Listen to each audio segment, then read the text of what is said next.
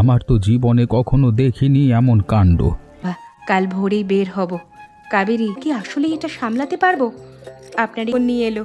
বাবা, তোমার আশীর্বাদ থাকলে আমরা যে কোনো কঠিন সময়ও পার করতে পারবো।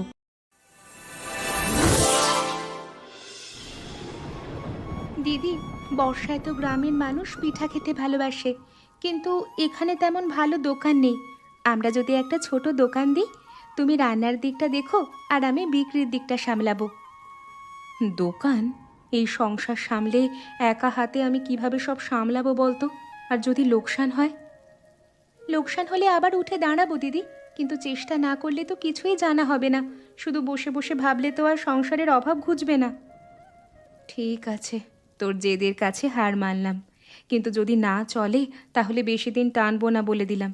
এটা মনে রাখিস, আমরা বেশি ঝুঁকি নিতে পারবো না, সংসারের কথাও ভাবতে হয়। পিঠার দোকান? এ বয়সে আবার ব্যবসা? আমার তো জীবনে কখনো দেখিনি এমন কাণ্ড। ভেবে দেখেছিস পুঁজি লাগবে, বসার জায়গা লাগবে, এসব কিভাবে জোগাড় করবি? এসব তো সহজ কথা না। বাবা, ধীরে ধীরে সব ঠিক হয়ে যাবে। আগে হাটে গিয়ে জায়গা দেখি, তারপর বাকি চিন্তা করব। তুমি একটু আশীর্বাদ করে দাও অন্তত, তাহলে মনে জোর পাবো। আশীর্বাদ তো সব সময় আছে তোদের উপর। আপত্তি করে কি হবে? তোরা তো শুনবি না। যা করবার করে দেখা, আমি দূর থেকে দেখি কি হয়। ঠিক আছে বাবা, কাল ভোরেই বের হব। কাবেরী, তুই আজ রাতেই মালপত্র গুছিয়ে রাখ। চালের গুঁড়ো, গুড় আর নারকেল সব ঠিক আছে কিনা দেখে নিস। গুছিয়ে রাখছি দিদি, চিন্তা করো না। বাবা, তোমার এই আশীর্বাদটাই আমাদের সবচেয়ে বড় পুঁজি। এত মানুষ, তবু একটা ফাঁকা কোণাও পাচ্ছি না। কোথায় বসবো আমরা? চলো ওই চায়ের দোকানের মালিককে জিজ্ঞেস করি। উনি তো এই হাটেই বহুদিন ধরে বসেন, নিশ্চয়ই কিছু বলতে পারবেন। ঠিক আছে দিদি, চল দেখি। আর কোথাও তো কিছু পাচ্ছি না এতক্ষণ ঘুরেও। দেরি করলে আজকের মতোই খালি হাতে ফিরতে হবে। রোদও তো চড়ে যাচ্ছে ধীরে ধীরে, তাড়াতাড়ি একটা সিদ্ধান্তে আসা দরকার। বোনেরা, এখানে জায়গা পাবে না।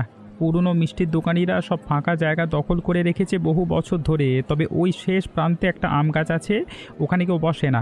দেখতে পারো চাইলে, খারাপ না জায়গাটা, একটু জল জমে এই যা। তাহলে আমরা ওখানেই দেখি দাদা। এত দূর এসে খালি হাতে তো ফিরতে পারি না, কিছু তো একটা ব্যবস্থা করতেই হবে আজকের মধ্যে। এখানেও তো সমস্যা দিদি, জল জমে থাকে, কিন্তু আর তো কোনো জায়গা নেই। একটা উঁচু চালা তুলে দিলে হয়তো জলের সমস্যা হবে না। এটাই এখন আমাদের একমাত্র ভরসা মনে হচ্ছে। ঠিক বলেছিস, একটা উঁচু চালা তুলে দিলে জলের সমস্যা হবে না। আমরা এখানেই বসবো, আর ভাবার সময় নেই, এখনই সিদ্ধান্ত নিয়ে ফেলি। তোমরা যখন এতটাই মরিয়া, আমার কাছে দুটো বাঁশ আছে, নিয়ে যাও, কাজে লাগবে। সত্যি দেবেন দাদা, এত সাহায্য করছেন, কি বলে যে ধন্যবাদ জানাবো বুঝতে পারছি না। ধন্যবাদের কিছু নেই বোন, আমিও একসময় নতুন করে দোকান শুরু করেছিলাম, কষ্টটা জানি। যাও, এবার দেরি করলে সন্ধে হয়ে যাবে। আগে চলো, চালার তোলা শেষ হবে না বাবা, চলো। আমি নিজেই বাঁশগুলো এনে দিচ্ছি তোমাদের হাতে, চলো। আপনার এই সাহায্য আমরা কোনো দিন ভুলবো না দাদা। এখন থেকে যদি কখনো চা লাগে, এই দোকান নিয়ে আসবো। বাবা, তুমি তো বলেছিলে সাহায্য করবে না, এখন দেখি নিজেই লেগে পড়েছো। তোমাকে ছাড়া তো এই চালাটাই ঠিকমতো দাঁড়াতো না আজকে। এত মানুষ হাটে ঘুরছে, অথচ কেউ আমাদের দিকে তাকাচ্ছেও না। একদিনেই সব বিচার করা যায় না রে। মানুষ নতুন দোকান চিনতে সময় নেয়, ধৈর্য ধরতে হবে আমাদের। তাড়াহুড়ো করলে সব ভেস্তে যাবে। দিদি, এভাবে যদি রোজই কেউ না আসে, তাহলে তো আমরা টিকতেই পারবো না। এত এত পরিশ্রম সব বৃথা যাবে। মন খারাপ হয়ে যাচ্ছে দেখে। এত আশা নিয়ে শুরু করেছিলাম। প্রথম দিনেই হাল ছাড়বি? না, একদম না। কাল আবার নতুন করে চেষ্টা করব। একদিনের ব্যর্থতা দিয়ে সব বিচার করা ঠিক না। মেয়েরা প্রথম দিনে ফলাফল দিয়ে কিছু বিচার হয় না গো। আমি প্রথম যখন স্কুলে পড়াতে গিয়েছিলাম, একটা ছাত্র পড়া বুঝতো না, পরে সবাই বুঝেছে। ধৈর্য হারালে চলবে না কখনোই। বাবা, তুমি এভাবে পাশে থাকলে আমাদের সাহস অনেক বেড়ে যায়। কিন্তু পিঠাগুলো কি করব? এগুলো তো আর বিক্রি হবে না। বাড়ি নিয়ে চল, কালকে সকালে আমরাই খেয়ে নেব, কষ্ট করবার দরকার নেই। এবার ঘরে চল, রাত অনেক হয়েছে, ধীরে ধীরে সব ঠিক হয়ে যাবে দেখিস। ঠিক বলেছ বাবা, চলো ঝুড়ি গুছিয়ে বাড়ি ফিরি। এখনই এত দূরে চিন্তা করে লাভ নেই, একদিন একদিন করেই এগোতে হবে আমাদের। ঠিক আছে দিদি, বাবা তোমাদের কথাই মেনে নিলাম, এখনই বেশি ভাববো না। এটা কি বানিয়েছিস? শুধু চালের গুঁড়ো দিয়ে পিঠা এখনকার দিনে কেউ পছন্দ করে না, স্বাদ একদম সাদামাটা লাগে। একটা সেদ্ধ আলু ভালো করে চটকে মিশিয়ে নে চালের গুঁড়োর সাথে, তাহলে পিঠা নরম হবে, খেতেও অনেক বেশি সুস্বাদু লাগবে দেখবি। তাহলে মাসি, আমরা কি করব এখন? আমরা তো এইভাবেই সব সময় বানাই, আলু মেশানো তো এই প্রথম শুনলাম। আপনি বলছেন যখন, নিশ্চয়ই কার্যকর হবে এই কৌশল। আজ রাতেই পরীক্ষা করে দেখব। গুড়ের বদলে খেজুরের রস জাল দিয়ে ঘন করে ব্যবহার কর। আমার শাশুড়ি তো এভাবেই বানাতেন, এখন আর কেউ এই কৌশল জানে না।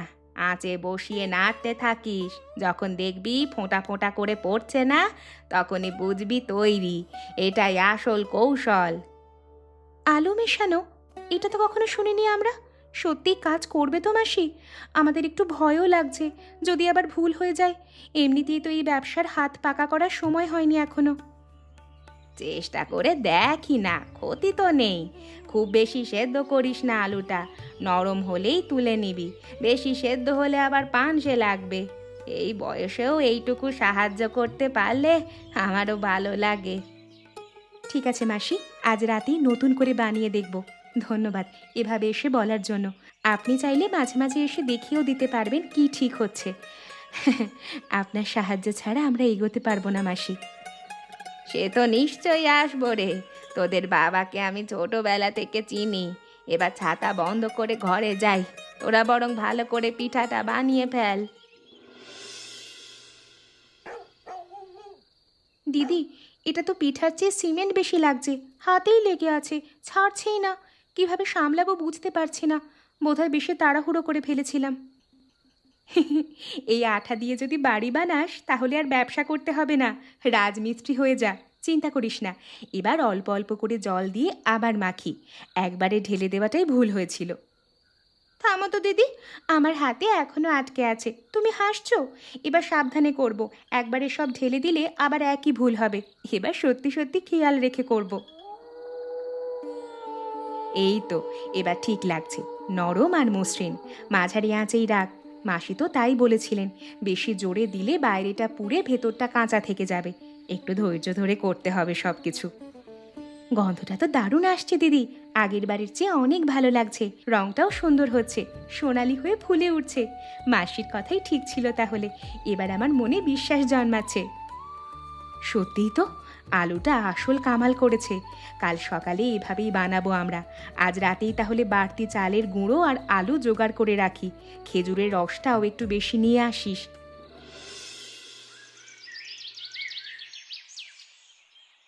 এই পিঠা কি ভালো হবে এ? আগে তো কখনো তোমাদের দোকান দেখিনি এখানে। নতুন কিছুতে ভরসা করাটা একটু কঠিনই লাগে আমার কাছে। এ বাজারে তো কতই তো ফাঁকিবাজি চলে, তাই একটু সাবধানী থাকি সবসময়। একবার নিয়ে দেখুনি না দাদা, ভালো না লাগলে টাকা ফেরত। নিন, একদম গরম গরম, এই মাত্র ভাজা হলো। আমাদের হাতে তৈরি, নিজেরাই বসে বানিয়েছি, একদম খাঁটি জিনিস। এ কি, আমার ঠাকুমাও ঠিক এই স্বাদের পিঠা বানাতেন। কত বছর পর এই স্বাদ ফিরে পেলাম। আমাকে 20টা পিঠে দাও, বাড়ির সবার জন্য নিয়ে যাব। ওরাও নিশ্চয়ই এ স্বাদে মুগ্ধ হবে। সত্যি বলছেন দাদা? আমরা তো নতুন করে চেষ্টা করছিলাম, জানতাম না এমন হবে। ধন্যবাদ, আপনার এই কথায় আমাদের মন ভরে গেল। এভাবেই আমাদের সাহস বাড়িয়ে দিলেন আপনি। সত্যিই আজকের দিনটা অন্যরকম লাগছে। কাবেরী, দেখেছিস, সব শেষ, এত তাড়াতাড়ি। প্রথম দিনেই যা ভেবেছিলাম তার চেয়ে অনেক বেশি টাকা এসেছে। এই দিনটা তো মনে রাখার মতো। মাসির কৌশলটাই আসল জাদু ছিল রে দিদি। আর কার্তিক দাদার একটা কথাই যথেষ্ট ছিল, মানুষ মুখের কথায় বিশ্বাস করে বেশি। চলো, আজ রাতেই আরও বেশি বানাতে হবে। আর ঝুড়িটাও ধুয়ে রাখি কালকের জন্য, কাল যেন আবার কম না পড়ে। বৌমা, তোমরা তো আমার কাস্টমার নিয়ে যাচ্ছ, তোমাদের এই পিঠে টিঠে আমি মানি না। আমার দোকানের ভিড় তো কমে যাচ্ছে দিন দিন, এভাবে চললে আমার কি হবে? বছরের পর বছর ধরে যে দোকান চালিয়েছি সেটা তো লোকসানে যাবে। দাদা, আমরা তো কারো ক্ষতি করার জন্য বসিনি, শুধু নিজেদের সংসার চালানোর চেষ্টা করছি। একবার আমাদের পিঠা খেয়ে দেখুন, তারপর যদি সত্যিই খারাপ লাগে আমরা দোকান তুলে নেব, এই কথা দিচ্ছি আপনাকে। ঠিক আছে, তাও একটা দেখি কি এমন জাদু আছে তোমাদের পিঠে। তবে বলে রাখি, আমার জিভ সহজে খুশি হয় না। বহু বছর ধরে মিষ্টি বানিয়ে আসছি, স্বাদ চেনা আমার জন্য কঠিন কিছু না। নিন দাদা, ঠান্ডা মাথায় খেয়ে দেখুন, তারপর যা বলার বলবেন। আমরা তো শুধু চেষ্টা করলাম, বাকিটা আপনার বিচার। আমাদের কোনো জোরাজোরি নেই এতে, আপনি যা মনে করবেন তাই সঠিক। দাদা, কিছু বলুন, কেমন লাগলো? মুখ দেখে তো কিছুই বোঝা যাচ্ছে না, আমরা একটু চিন্তায় পড়ে গেলাম তো। এত চুপ করে থাকলে আমাদের মনটাও তো অস্থির হয়ে যাচ্ছে। দয়া করে কিছু একটা বলুন দাদা। আজকে যাই, কালকে আবার কথা হবে, এখনই কিছু বলতে চাই না। বাবার সময় দরকার আমার। তোমরাও এত অস্থির হয়েও না, ধৈর্য ধরো, ভালো জিনিসের ফল কখনো খারাপ হয় না।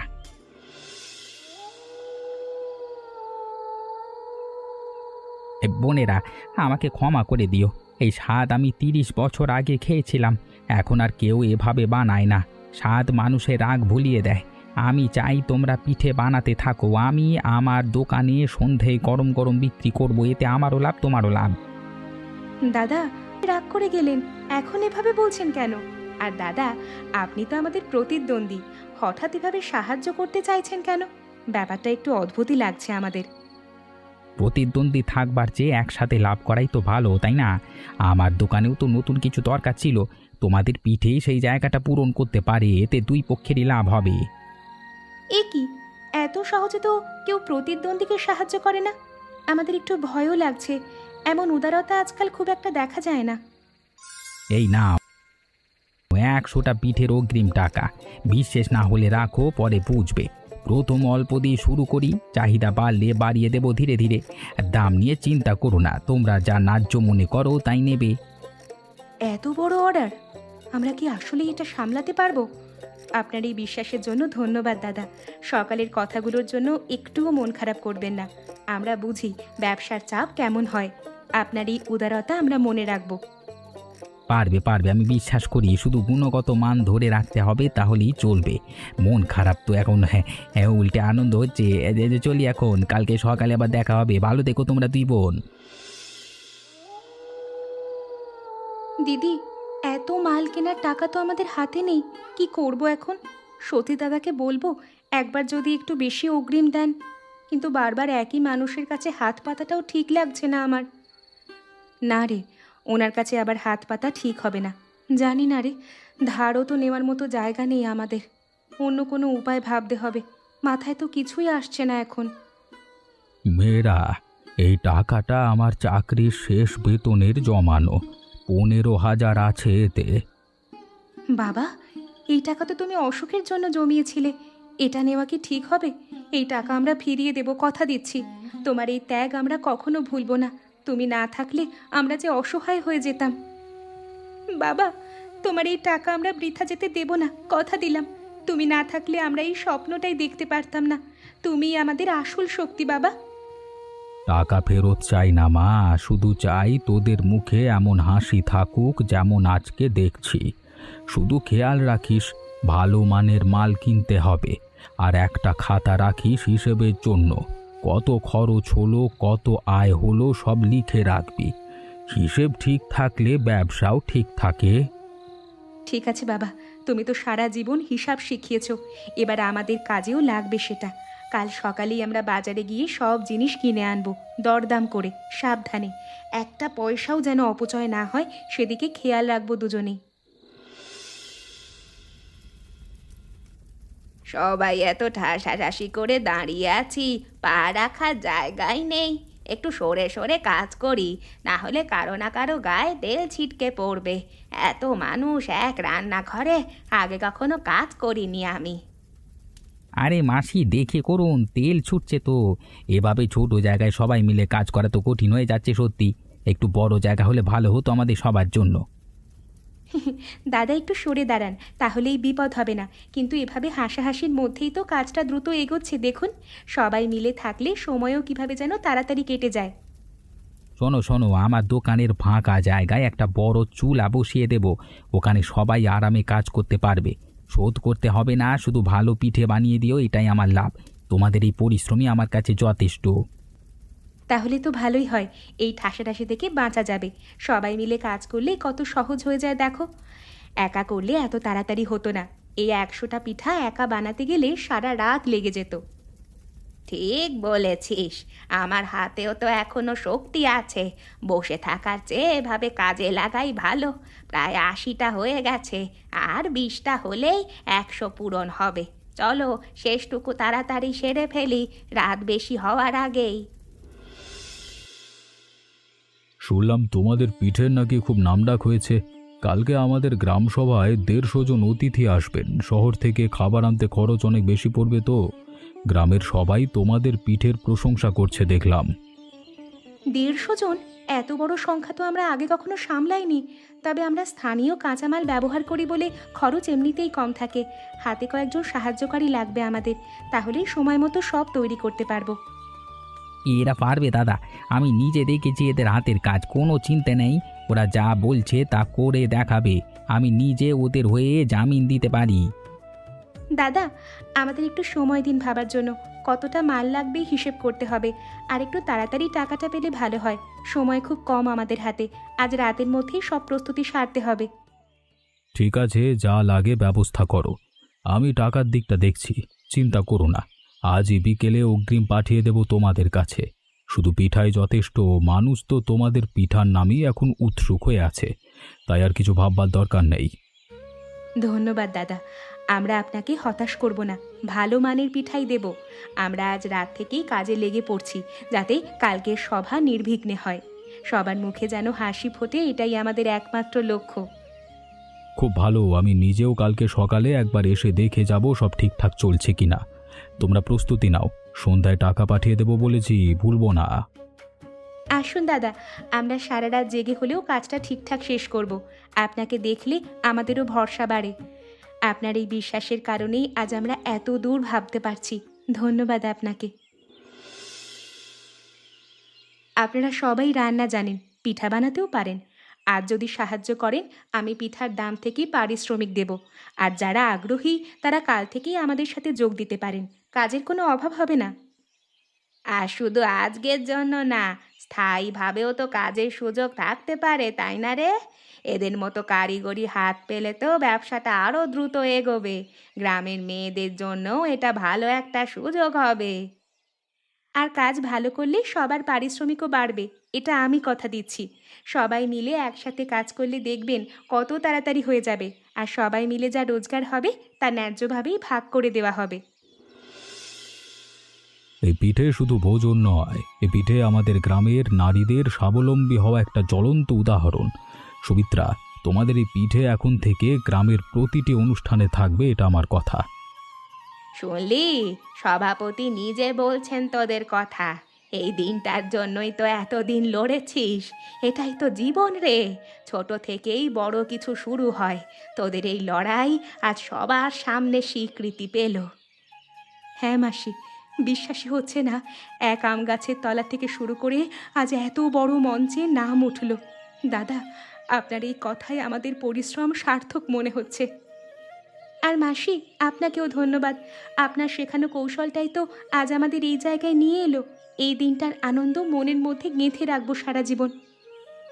ধন্যবাদ লাগবে না রে, তোদের হাসি দেখলেই আমার আনন্দ হয়। এবার চল বাড়ি ফিরি সবাই। এত বড় সাফল্য তো রোজ রোজ আসে না। আজ শুধু আনন্দ কর তোরা।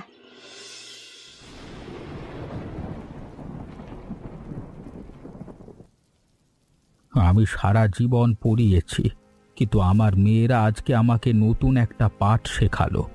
বিশ্বাস আর ভালোবাসা থাকলে বর্ষা ও অনাবৃষ্টি হয় না, ফলন হয়। এই কথাটা আমি কখনো ভুলবো না। এ বয়সে এসেও নতুন কিছু শেখার আনন্দ পেলাম। বাবা, তোমার ওই 15,000 টাকায় আজ সারা গ্রামের মুখে হাসি ফুটেছে। এই কথা আমরা কখনো ভুলবো না। তুমিই ছিলে আমাদের প্রথম বিনিয়োগকারী। তোমার সেই সাহস ছাড়া আজকের এই দিনটাই আসতো না। আমরা তো শুধু পিঠা বানিয়েছি বাবা, কিন্তু আসলে সারা গ্রাম মিলেই আমাদের পিঠাটা বাঁচিয়ে দিল। ওই দেখ সতীশ আসছে মনে হচ্ছে। আবার নতুন কোনো অর্ডার নিয়ে এলো নাকি? আসুক, এবার আর ভয় পাবো না। যত অর্ডারই আসুক, আমরা এখন প্রস্তুত। বাবা, আগামী বছর বর্ষায় আমরা আরও বড় করে কিছু একটা করব। দেখো তুমি, এই আম গাছের চালাটা তখন আরও বড় হয়ে যাবে হয়তো। চল দেখি আজ আবার কি নতুন খবর নিয়ে এলো। বাবা, তোমার আশীর্বাদ থাকলে আমরা যে কোনো কঠিন সময়ও পার করতে পারবো। যা তোরা, তোদের এই সাহস দেখে আমি নিশ্চিত আরো অনেক দূর যাবি। আমার তো আর কোনো চিন্তা নেই এখন তোদের নিয়ে। বাবা তুমি বসো, আমরা এক্ষুনি ফিরে আসছি। আর মাসি, বিশ্বনাথ দা, সতীশ দাদা, সমীর দাদা, সবাইকে নিয়ে একদিন বড় করে একটা অনুষ্ঠান করব আমরা। যারা আমাদের পাশে ছিল তাদের সবার কাছে কৃতজ্ঞতা জানানো দরকার। সেটা তো খুব ভালো প্রস্তাব। যারা এ যাত্রায় পাশে ছিল তাদের সবাইকে ডাকা উচিত। ঠিক আছে বাবা, আগামী বর্ষাতেই সেই দিনটা রাখবো। দেখো তুমি, তুমি একজন শিক্ষক হয়েও যে ব্যবসা বোঝো, এটাই তো আমাদের গর্ব। তোদের ভালো দেখলেই আমি খুশি। মজা না খুঁজলে জীবন তো ভারী হয়ে যায়। এ বয়সেও তোদের সাথে হাসতে পারাটাই আমার কাছে সবচেয়ে বড় পাওয়া।